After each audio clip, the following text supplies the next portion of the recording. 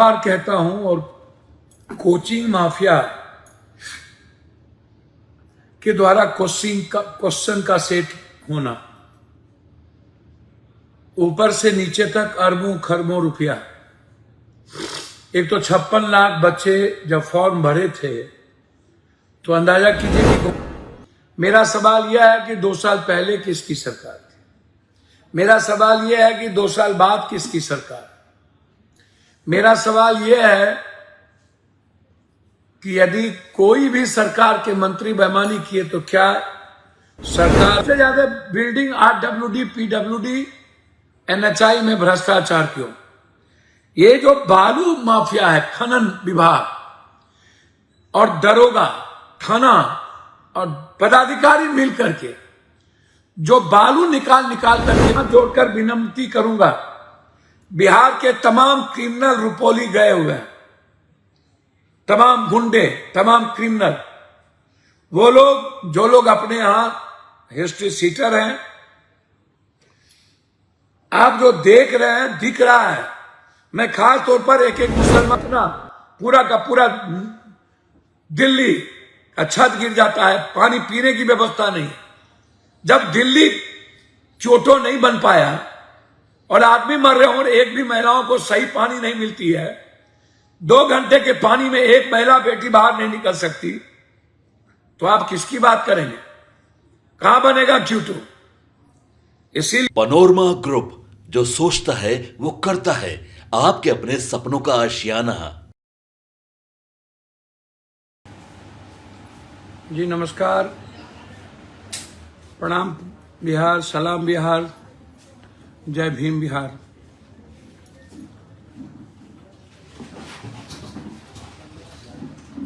कल भी हम आपके साथ अपनी कुछ दिल की बात रखना चाह रहे थे। क्षमा चाहेंगे, प्लेन लेट हो गई, कई कार्यक्रम थे।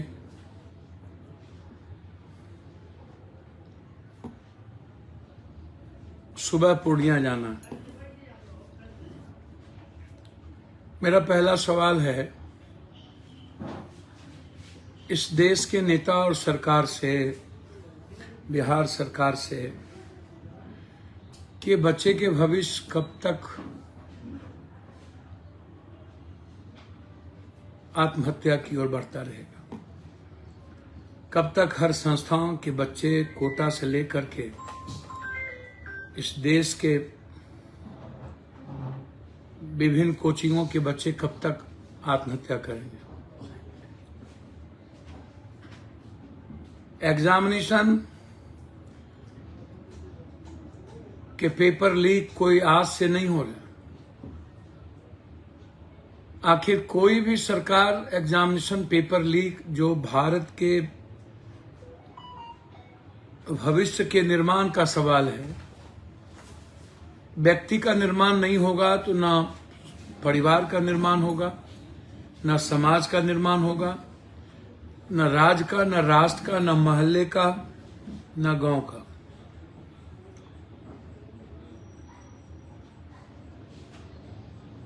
मैं बार बार कहता हूं, और कोचिंग माफिया के द्वारा क्वेश्चन का सेट होना, ऊपर से नीचे तक अरबों खरबों रुपया। एक तो 56 लाख बच्चे जब फॉर्म भरे थे तो अंदाजा कीजिए कि गवर्नमेंट को कितना पैसा मिले। और हमेशा लगभग कैंसिल होते हैं एग्जामिनेशन। दूसरा तरफ जब आप एक क्वेश्चन 40 लाख से 1 करोड़ में एक बच्चे पर बेचते हैं तो अंदाजा कीजिए कि 24 लाख बच्चे से कितने पैसे वसूले गए होंगे। आज बिहार सरकार ने हाई कोर्ट में हल्फनामा किया जिसमें 13 व्यक्ति की गिरफ्तारी की बात की गई। मैं आज बहुत छोटे शब्दों में इस पर मैं कहूंगा, सदन में पहली दिन जब मैंने ये सवाल उठाया था तो भारत सरकार के द्वारा हमारे तरीके पर सवाल खड़ा किया गया और उन मुद्दों के कारण एक नया कानून भी स्पीकर महोदय के द्वारा लाया गया। पहले भी मैं कहा हूं कि जो लोग आए, हरे हर महादेव, जय श्री राम, जो जाति के नेता आए, अपने भगवान, अपने जाति के भगवान का जय जयकारा किया, अपने नेताओं का जय जयकारा किया, गणेश परिक्रमा की। एक भी लोगों ने इस पे चर्चा नहीं की।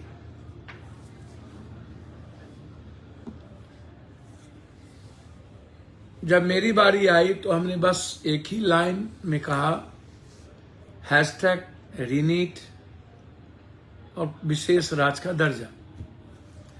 इस पर हमें ऊंचे ज्ञान देने लगे वो लोग जो नॉर्थ ईस्ट को जलाया, आज भी मणिपुर जल रहा हो। तो हमें यह कहना पड़ा मजबूरन कि 7 बार बिहार के कोसी, सीमांचल, सिंहेश्वर, पूर्णिया, मधेपुरा के लोगों ने, उनके ब्लेसिंग ने, बिहार के लोगों की ब्लेसिंग ने, देश के लोगों की ब्लेसिंग ने हमें मुझ पर भरोसा किया और अपनी आवाज मजबूती से रखने का के लिए आशीर्वाद दिया, एक अधिकार दिया। इसीलिए मैं ये बात कह रहा हूं कि आज नीट पीजी का एग्जाम कैंसिल किया गया। इसके पहले नेट का एग्जाम कैंसिल किया गया, आज पीजी का एग्जाम कैंसिल किया गया। 24 लाख बच्चे जो यूजीसी के जो बच्चे दिए हैं एग्जाम, जिसमें सरकार एफिडेविट देके कह रही है कि कोई बड़ा इसमें बेईमानी नहीं है। 13 लोग फिर क्यों पकड़ाए, फिर सुबोध सिंह को आपने क्यों हटाए, फिर इंक्वायरी क्यों सेटअप हुआ। 8 तारीख को जंतर मंतर पर हम लोग बैठेंगे, प्रदर्शन है। हम चाहेंगे कि पूरे देश के बच्चे अपने अपने जिलों में 8 तारीख जो सर्वोच्च न्यायालय का जिस दिन बहस है, उस दिन अपने अधिकार के लिए मजबूती के साथ आवाज उठानी चाहिए। आपकी जिंदगी लगातार मौत की ओर है, आप समझिए। आपकी आवाज ही आने वाले भविष्य और आने वाले मेरी पीढ़ी को की जिंदगी को बचा सकता है। 60 बच्चे से ज्यादा आत्महत्या पूरे देश में कर चुके हैं।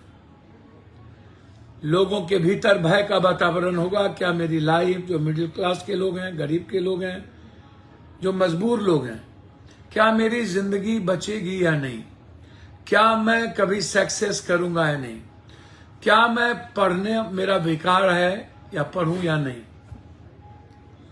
क्या इस व्यवस्था में बिना पैसे और मिडिल क्लास के बच्चे जो जीनियस हैं उनकी जिंदगी सरवाइव करेगी या नहीं, उन्हें कभी नौकरी मिलेगा या नहीं। ये महत्वपूर्ण सवाल है। 8 तारीख मेरा सवाल यहां पर है कि कितने पैसे के बंदर बांट हुए हैं, एफआईआर क्यों नहीं हुआ, जेल क्यों नहीं गए, और इनमें कितनी बड़ी बड़ी मछलियां हैं। जब आप ही की सरकार का एक विभाग, अपराध शाखा जब 13 लोगों की गिरफ्तारी कर चुकी, वो पूछताछ कर रही थी, तो भारत सरकार के शिक्षा मंत्रालय ने क्यों चिट्ठी लिखी सीबीआई को, जबकि बिहार सरकार ने एक बार भी आपको पत्राचार नहीं किया।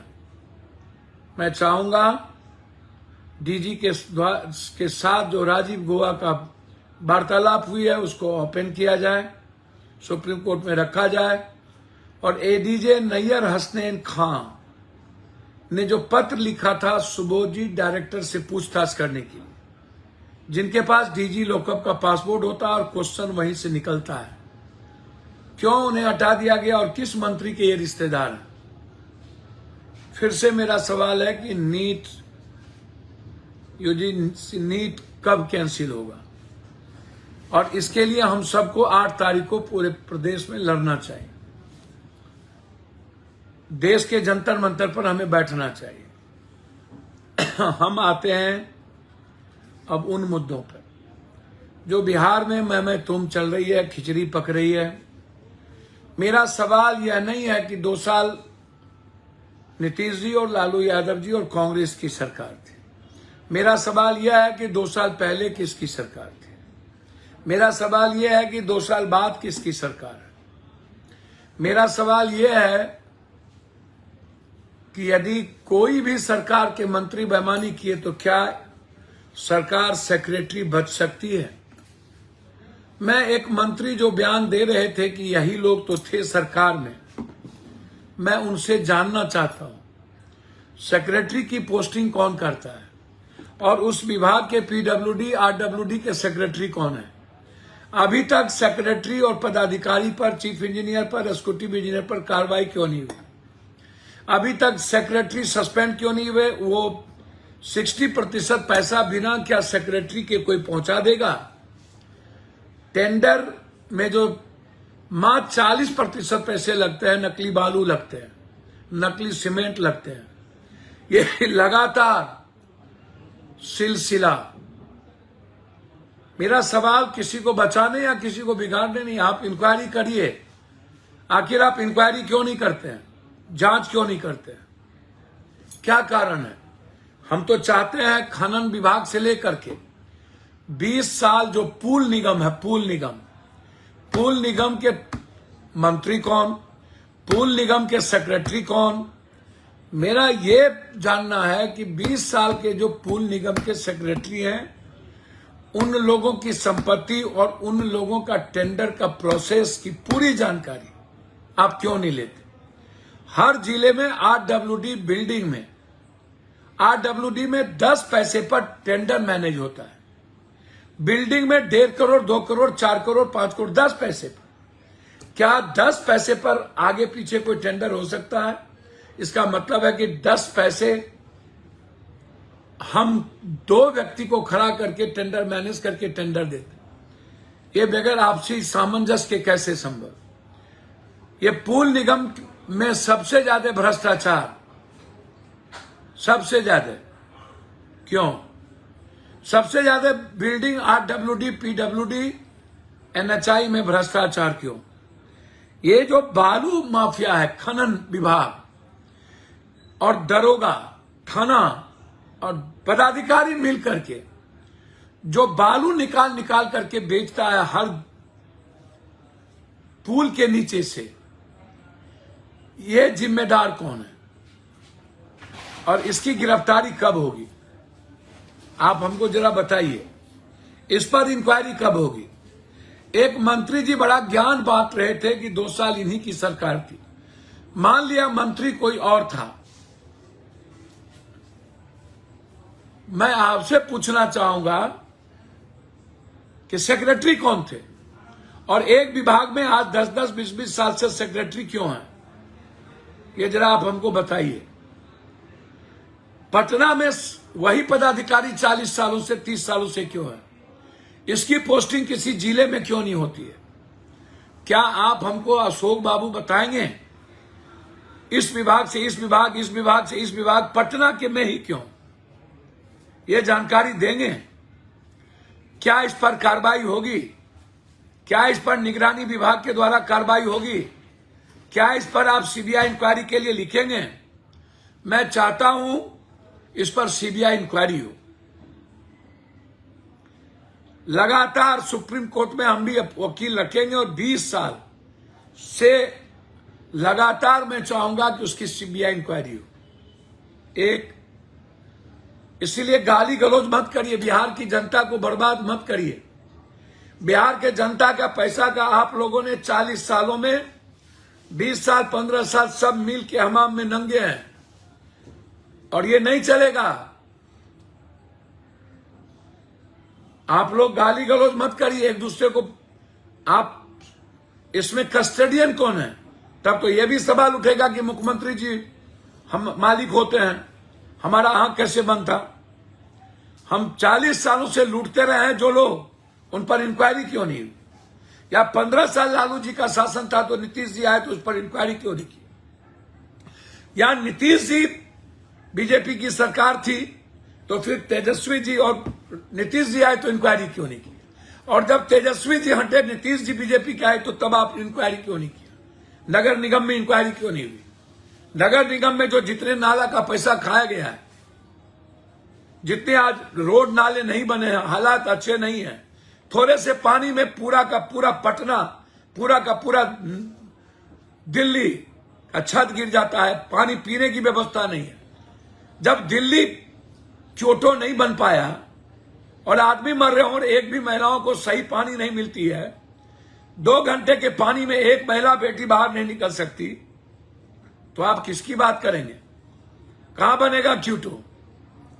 इसीलिए मैं नगर निगम के सेक्रेटरी 25 सालों से, पीडब्ल्यूडी, आरयू, स्वास्थ्य से लेकर के सभी विभाग के सेक्रेटरी का मैं इंक्वायरी चाहता हूं। आप करिए। और मेरा मानना है कि गाली गलौज नहीं करके आप, लोग चाहते हैं इंक्वायरी। तीसरी चीज अंतिम, मैं लगातार मेरा प्रयास है बिहार के कोसी सीमांचल और खासतौर पर साहेबगंज को, आज सुबह हमारी हेमंत सोरेन जी मुख्यमंत्री जी से बातचीत हुई। हेमंत सोरेन जी से साहेबगंज पुल पर लंबी विस्तृत बातचीत हुई कि हम जितना जल्दी हो सकते हो कटिहार को, झारखंड को, बिहार को हम सीधा मनिहारी से जोड़ पाए। हम एनएच के मिनिस्टर गडकरी साहब से मिले। हम लगातार दरभंगा के टेंडर और भागलपुर, पूर्णिया के एयरपोर्ट की चर्चा के लिए हम लगातार मिल रहे हैं। लगातार भागलपुर कम से कम प्राइवेट को भी चलाया जाए। एयरपोर्ट मिनिस्टर ने सारे विभाग के पदाधिकारी को बैठा करके 1 से 1.5 महीने के अंदर टेंडर निकालने की प्रक्रिया शुरू हो गई और मुझे लगता है 2 से 3 महीने के अंदर शिलान्यास हो जाएगा और सीमांचल कोसी को हम नंबर 1 में जोड़ पाएंगे। भागलपुर, साहेबगंज से लेकर अररिया, किशनगंज, सुपौल, सहरसा, मधेपुरा, खगड़िया के बच्चे पूर्णिया जाके ट्रेन पकड़ सकते हैं। यह एक नया इतिहास लिखा जाएगा। तीसरी चीज, पूर्णिया के मेडिकल सिस्टम। मेरा आग्रह है डॉक्टर साहब, प्लीज 1 महीने के पहले फीस लेना बंद करें। जिस बात की मेरी गहरी चिंता थी कि नर्सिंग होम डॉक्टर नाम ना दें, मुजफ्फरपुर के डॉक्टर का नाम लिखा करके भी पूर्णिया का नर्सिंग होम चल रहा था, जिसमें लोगों की जानें गई, उसको सील किया गया, इंक्वायरी हुई। तो ये इंक्वायरी कब तक पूरा होगा? कब तक आप फीस, आग्रह बार बार कर रहे कि आप 1 महीने के अंदर किसी से फीस ना लें। मैं पर्सनल रिक्वेस्ट करूंगा, पर्सनल जाऊंगा सभी डॉक्टर साहब के पास और मैं मिलूंगा। मेरा आग्रह है कि ब्यूरो ऑफ पॉवर्टी लाइन, जो मैं बार बार कहता हूं, उस पर ध्यान दें। फर्जी पैथोलॉजी को 2 महीने के अंदर, फर्जी नर्सिंग होम को बंद करना ही होगा। तीसरा, लगातार पूर्णिया प्रशासन के द्वारा जातीयता के कारण एक गहरी साजिश रची जा रही है। सीनियर पदाधिकारी जाति के आधार पर जनप्रतिनिधि का मूल्यांकन कर रहे हैं। इसकी भी हम 1 सप्ताह के अंदर पर्दाफाश करेंगे। अंतिम, रुपौली विधानसभा, मैं हाथ जोड़कर विनम्रता करूंगा, बिहार के तमाम क्रिमिनल रुपौली गए हुए हैं, तमाम गुंडे, तमाम क्रिमिनल, वो लोग जो लोग अपने यहां हिस्ट्री सीटर हैं, आप जो देख रहे हैं, दिख रहा है। मैं खास तौर पर एक एक मुसलमान भाइयों से आग्रह करूंगा, हाथ जोड़कर पैर पकड़ता हूं, प्लीज, और अत्यंत पिछड़ी जातियों से, पिछड़े से, कि भैया रुपौली को चारागाह बनने से बचाएं। पूर्णिया एको हम द्वितीय नास्ती, एक ही काफी है। पूर्णिया हर डाल पर उल्लू बैठा, अंजामे गुलिस्ता क्या होगा? जब एक ही उल्लू बर्बाद कर दिया है पूर्णिया को, तो और आप कितना उल्लू बैठाना चाहते हैं? मेरा आग्रह है आपसे मैं किसी का नाम नहीं लूंगा, लेकिन जिस तरीके से जो लोग पनोरमा ग्रुप, जो सोचता है वो करता है। अगर ये वीडियो पसंद आई और वह बिहार के राजनीति और बिहारियत से सरोकार रखेनी तो सब्सक्राइब बटन दबा के चैनल के सब्सक्राइब कर ली। ओजे एगो घंटी बा, ओकरा बटन दबा देला से कुल सटीक और मारक खबर रुआ मुफ्त में मिल जाई। अगर रुआ पत्रकारिता के हमनी के नया प्रयोग में सहयोग कर चाहतानी तो ज्वाइन बटन दबा दी। पेटीएम नंबर नोट कर ली 938681